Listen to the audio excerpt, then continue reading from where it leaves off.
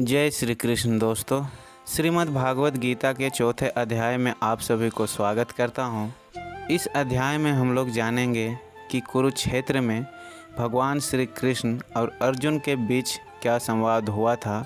इस अध्याय को जानने से पहले आप सबसे एक रिक्वेस्ट है दोस्तों कि अभी तक आपने इस चैनल को सब्सक्राइब नहीं किया है तो प्लीज़ सब्सक्राइब कर लीजिए। चौथा अध्याय में श्री कृष्ण जी अर्जुन से बोलते हैं, हे अर्जुन, मैंने इस अविनाशी योग को कल्प के आदि में सूर्य के प्रति कहा था और सूर्य ने अपने पुत्र मनु से कहा था। इसके पश्चात मनु ने अपने पुत्र इक्ष्वाकु से कहा। इस तरह से इस ज्ञान को राज ऋषियों ने जाना, परंतु वह योग बहुत समय से पृथ्वी पर से लोप हो गया है। अब वही योग मैंने तुमसे कहा है, क्योंकि एक ओर तुम मेरे भक्त हो और दूसरे ओर तुम मेरे मित्र हो। इसलिए तुम इस महायोग को समझकर अपने जीवन में नया परिवर्तन लाओ। इस मोह माया के जाल से बाहर निकलकर संसार को धर्म और ज्ञान का संदेश दो। तब अर्जुन ने श्री कृष्ण से ज्ञान मार्ग जानकर पूछा, हे श्री कृष्ण, आपका जन्म तो अब हुआ है और सूर्य का जन्म तो बहुत पुराना है। इस योग को आपने सूर्य से कहा था, यह कैसे संभव हो सकता है?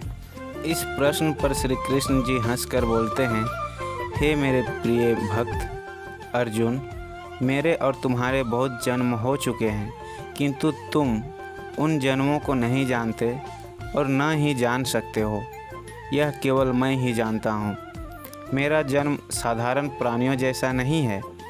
मैं अविनाशी स्वरूप होने पर भी तथा सब भूत प्राणियों का ईश्वर होने पर भी प्रकृति को अधीन करके योग माया की शक्ति से प्रकट होता हूँ। हे अर्जुन, जब जब भी धरती पर धर्म की हानि होती है और अधर्म फैलने लगता है, तब तब मैं जन्म लेता हूँ। क्योंकि धर्मी पुरुषों का उद्धार करने के लिए और पापियों का नाश करने के लिए तथा धर्म की रक्षा के लिए मैं हर युग में प्रकट होता हूँ। इसलिए अर्जुन, मेरा जन्म और कर्म अलौकिक है। इसलिए जो पुरुष ईश्वर को जानता है वह शरीर को त्याग कर दोबारा जन्म नहीं लेता है। पहले भी राग, भय, क्रोध, मोह से दूर रहकर बहुत से लोग मेरी शरण में आकर अपना जीवन सफल कर चुके हैं।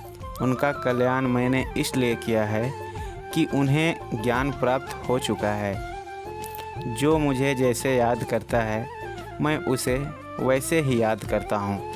इस रहस्य को जानकर ही बुद्धिमान प्राणी हर तरह से मेरे बताए हुए ज्ञान को प्राप्त करते हैं। जो मुझे ईश्वर से नहीं जानते, ऐसे प्राणी इस संसार में कर्मों के फल को चाहते हुए देवताओं को पूजते हैं। ऐसे लोगों के सभी मनोरथ पूरे होते हैं, किंतु उन्हें मेरी प्राप्ति नहीं होती। इसलिए तुम केवल मुझे ही याद रखो और मेरी ही पूजा करो। तत्व सर्वशक्तिमान परमात्मा अजर अविनाशी है।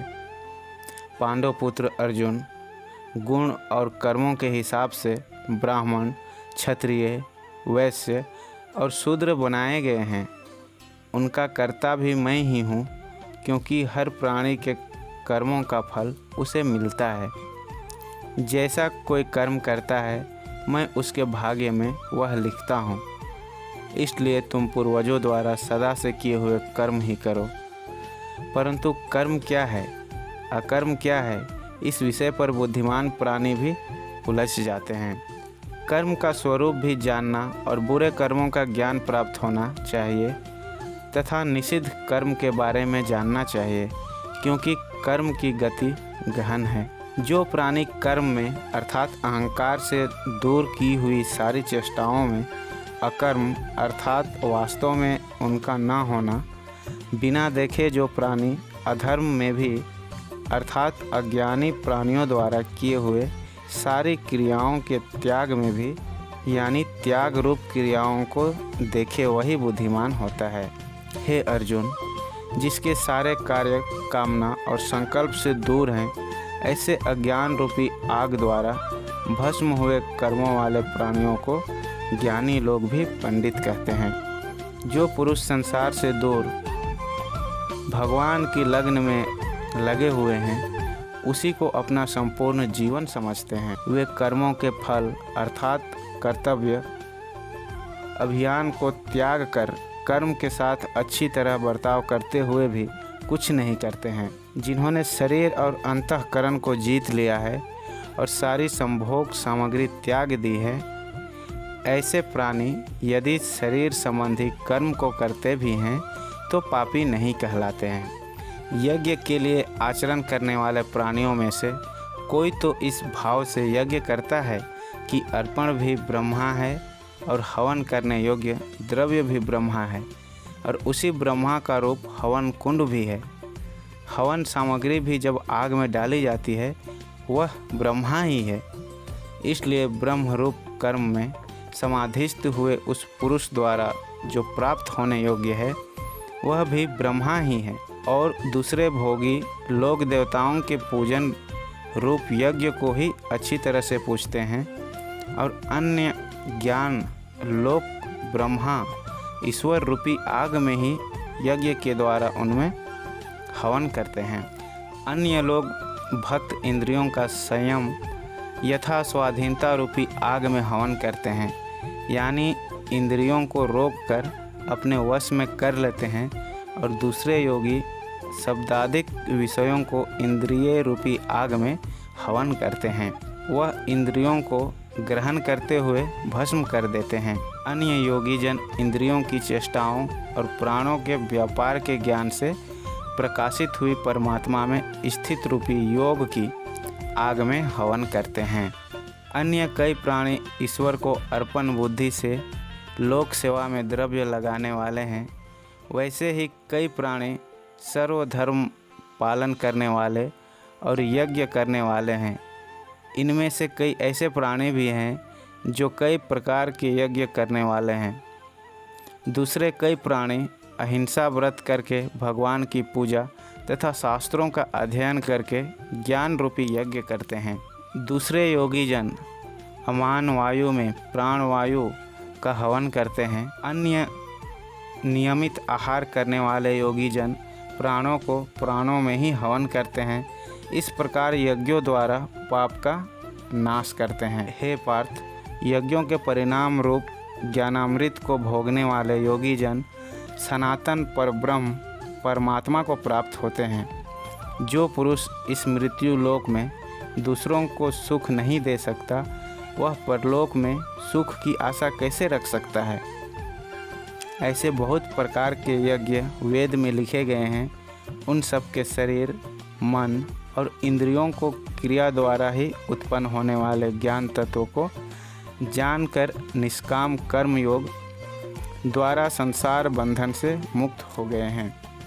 तो हे अर्जुन, सांसारिक वस्तुओं से सिद्ध होने वाले यज्ञ से ज्ञान रूपी यज्ञ सब प्रकार से श्रेष्ठ है, क्योंकि संपूर्ण यज्ञ मात्र कर्म ज्ञान में शेष होते हैं, अर्थात ज्ञान उनकी पराकाष्ठा है। इसलिए तत्व को जानने वाले ज्ञानी पुरुषों से भली प्रकार दंडवत प्रणाम तथा सेवा और निष्कपट भाव से किए प्रश्न करो। उस ज्ञान को जान के मर्म को जानने वाले ज्ञानी जन तुझे उस ज्ञान का उपदेश देंगे जिसको जानकर तुम इस प्रकार के मोह को प्राप्त नहीं होंगे। और हे पांडव वीर, जिस ज्ञान के द्वारा सर्वव्यापी अनंत चेतन रूप हुए अपने अंतर्गत बुद्धि की शक्ति से सारे भूतों को देखोगे और उसके पश्चात मेरे में पूरे विश्व के ज्ञान को देखोगे, यदि तुम सब पापियों से भी अधिक पाप करने वाले हो, फिर ज्ञान की शक्ति से इन पापों से मुक्त हो सकते हो। तो हे अर्जुन, जैसे प्रज्वलित आग संपूर्ण कर्मों को भस्म कर देती है, वैसे ही ज्ञान रूपी आग सारे कर्मों को भस्म कर देती है। इसलिए इस संसार में ज्ञान के सिवा ऐसी कोई शक्ति नहीं है जो पवित्र कर सके। ज्ञान महाशक्ति है। इस ज्ञान को पाने के लिए तप, त्याग, योग द्वारा अच्छी तरह शुद्धांतरण से आत्मा में अनुभव होता है। हे पार्थ, जितेंद्रिय तत्पर हुआ श्रद्धावान प्राणी ज्ञान को प्राप्त होता है। ज्ञान के प्राप्त होने पर मन को शांति मिलती है। ऐसे ही भगवत विषयों को न जानने वाले तथा श्रद्धाहीन प्राणी परमार्थ से भ्रष्ट लोगों के लिए न तो सुख है और न शांति, न ही परलोक है, अर्थात लोक और परलोक दोनों ही उसके लिए भ्रष्ट हो जाते हैं। जिसने समत्व बुद्धि रूप योग द्वारा भगवत अर्पण कर दिया हो, जिसके सारे कर्म अज्ञान द्वारा नष्ट हो गए हो, इनके विषय में तुम इतना ही सोच लो कि वे क्या कर सकते हैं। तुम ऐसे लोगों से युद्ध करने में संकोच क्यों करते हो?